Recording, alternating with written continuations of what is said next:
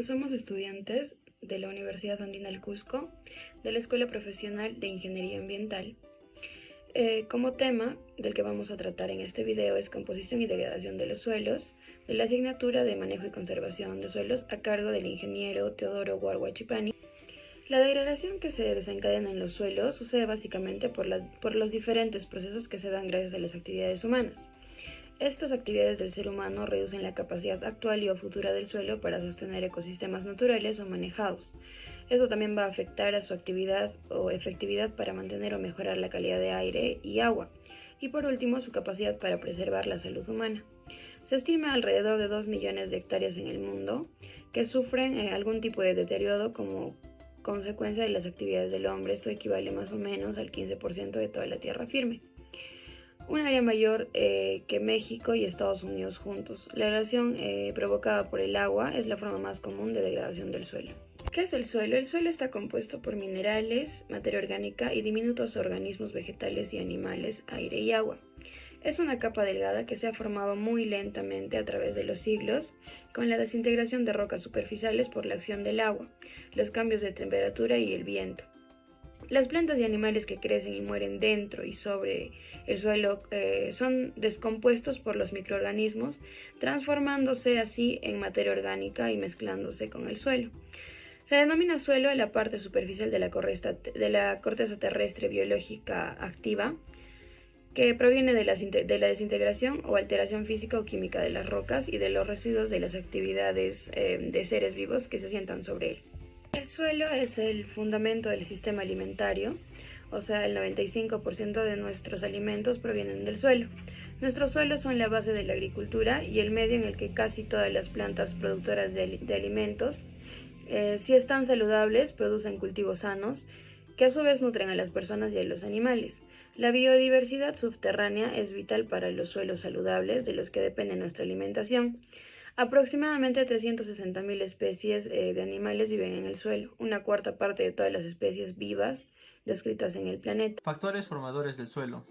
La formación del suelo está influenciada por 5 factores independientes, sin embargo, estas interactúan entre sí y dan lugar al suelo.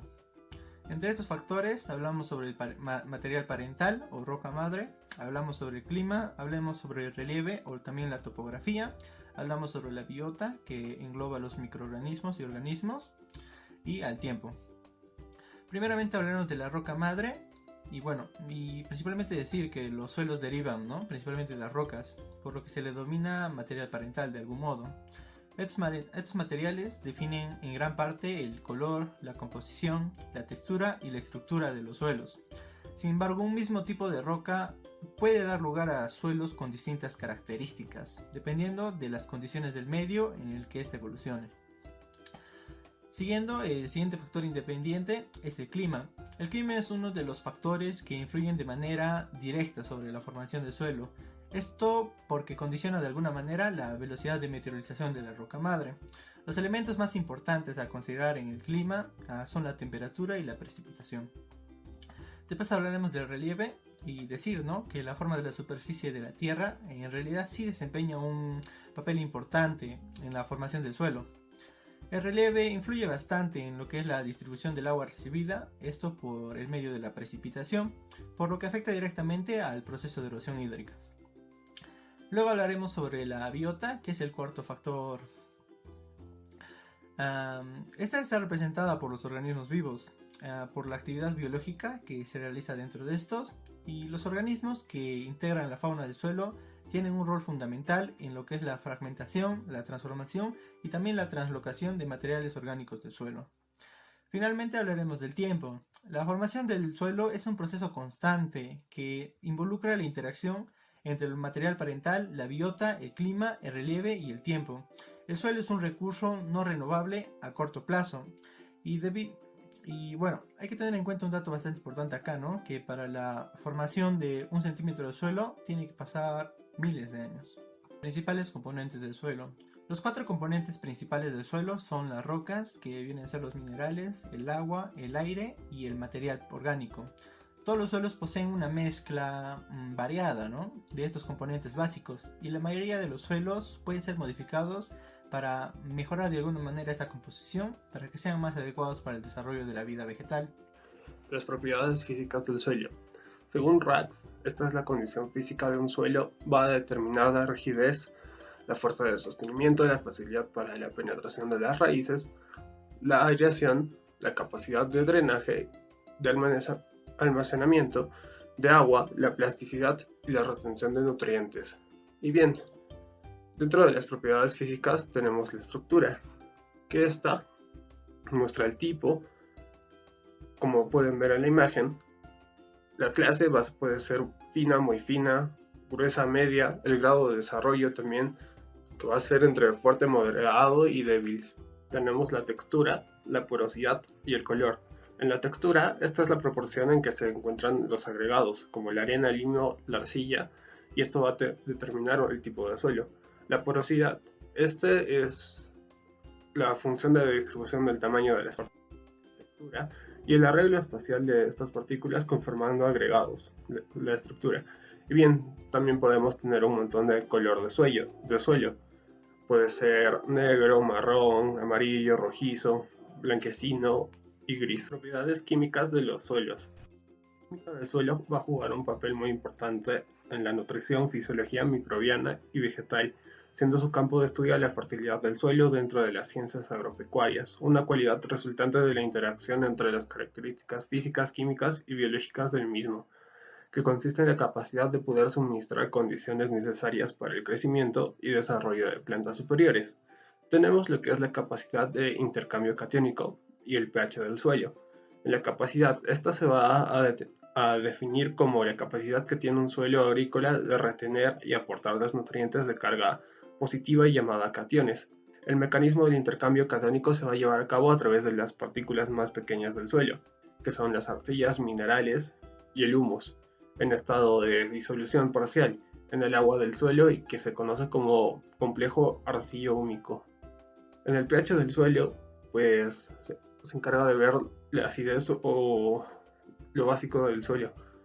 Y como ven en la imagen, tenemos las características de los suelos ácidos y alcalinos, funciones de los micro y macronutrientes del suelo. Los elementos esenciales que van a permitir sobrevivir a la planta son los macronutrientes, que son los elementos más demandados para el desarrollo, y los micronutrientes, que son los elementos que se requieren en menor proporción. Como podemos ver en la diapositiva, cuáles son los siguientes macronutrientes y los micronutrientes.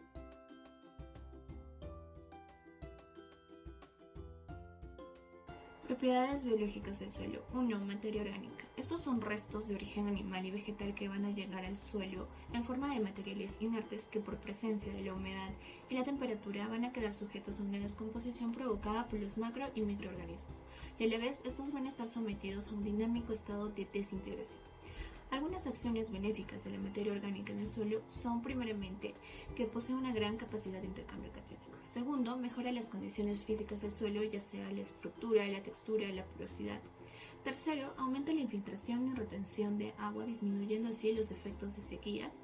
Y por último, incrementa la actividad biológica. Los microorganismos o microfloras son los componentes más importantes del suelo y estos son los responsables de la dinámica de transformación y de desarrollo. Cuanta más cantidad de microorganismos se encuentren en el suelo, estos van a permitir mejorar una actividad metabólica y enzimática para las plantas. La mayor actividad se va a realizar desde la superficie del suelo hasta unos 20 centímetros de profundidad.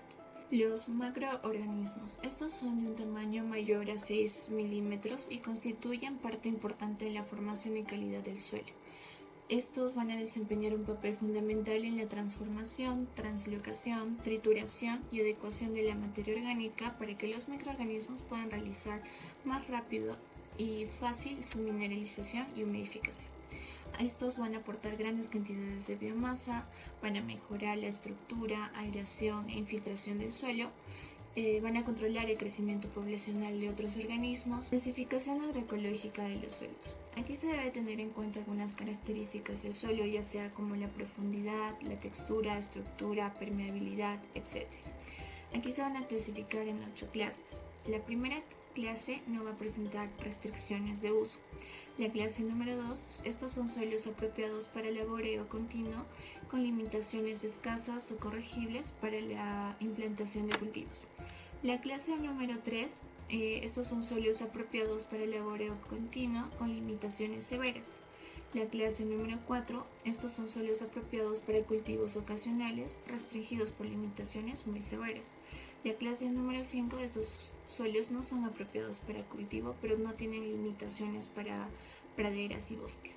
La clase número 6, estos son suelos aptos para pastos y bosques con limitaciones y también se les recomienda un uso forestal. La clase número 7, aquí tienen suelos con limitaciones para una vegetación permanente y también para un uso forestal. Y por último, la clase número 8, estos son suelos no apropiados para la vegetación, es útil y permanente en terrenos quebrados y rocosos y áridos. Metodología para hacer una toma de muestras. Bueno, primero se va a hacer la selección de herramientas. Estas van a variar según el tipo de muestra. Por ejemplo, para una muestra de suelo para análisis de propiedades químicas se va a necesitar balde, pala, palín, bolsa de papel o plástico. Para una muestra para el perfil del suelo se le va a agregar el barreno. Para muestras de suelo para análisis de propiedades físicas se le va a agregar el cilindro o tubo de muestreo. Después se va a hacer un reconocimiento del área. Aquí se va a realizar el reconocimiento general para luego así poder hacer las delimitaciones del área. Tercero es la selección de los lotes. Esto se puede representar en un área mayor en cada muestra compuesta. La finca o la superficie considerada debe estar dividida en áreas no mayores a 10 hectáreas. En cambio, si son áreas con diferentes en cuanto ya sea el tipo de suelo, la topografía, el drenaje y el tratamiento de vegetación, debe considerarse separadamente para el muestreo. Elección del método de toma de muestras. Dentro de cada parcela delimitada se toma una serie de submuestras que han de formar la muestra compuesta. El número de estas submuestras puede oscilar entre 20 y 30 y deben ser tomados en sitios distribuidos uniformemente aplicando el método de toma de muestra en todo el área de la parcela o lote. La distancia entre la perforación y otra debe ser al menos de 30 metros de distancia. Tenemos tres tipos de muestreo: el muestreo en forma de zigzag, el muestreo en forma de X y el doble muestreo por rango visual. Después tenemos la extracción de las submuestras. Para hacer un análisis de las propiedades químicas del suelo, estas se deben cavar 20 centímetros de profundidad y se debe tomar una muestra de tierra del 0.0 kilogramos, la cual se va a mezclar con las demás submuestras. Y por último tenemos el etiquetado. En estas muestras se debe colocar una bolsa de papel o plástica y poner una etiqueta con los siguientes datos como vemos en la imagen. La degradación de los suelos se define como la pérdida de la capacidad productiva de las propiedades físicas, químicas y biológicas. Esto a consecuencia del manejo inadecuado de su conservación y lo que conlleva una pérdida de la capacidad y de la productividad del suelo. Las causas de la degradación del suelo ocurre principalmente cuando la cobertura del suelo se va perdiendo, por lo que la degradación se puede ver gracias a distintas cosas, ¿no? Por ejemplo, la deforestación, el sobrepastoreo, la sobreexplotación y el manejo inadecuado, ¿no?, de suelos, quemas, etc. Los tipos de degradación que tenemos son la física y la química. La física son los cambios en la estructura del suelo que no implica alteraciones químicas, ¿no?, solo en las propiedades físicas. Sin embargo, la degradación química ya también es lo contrario, ¿no? Esto se debe por la polución, a la presencia, ¿no?, de esta, a la concentración y el efecto biológico adverso de algunas sustancias. Estas pueden provenir de tiraderos a cielo abierto, derrames, residuos industriales, deposiciones de compuestos acidificantes y o metales pesados. Entre ellos tenemos, por ejemplo, la acidificación, la pérdida de nutrición, la polución y la salinización, y también el uso excesivo de agroquímicos.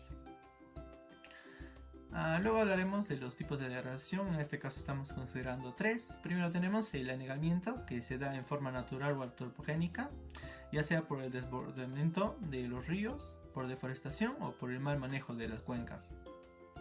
Luego tenemos la compactación, que es la pérdida de la porosidad en el suelo. Se puede dar gracias a un uso excesivo, ¿no?, de la maquinaria agrícola, o bien por las pisadas de distintos animales, ¿no?, por ejemplo vacunos.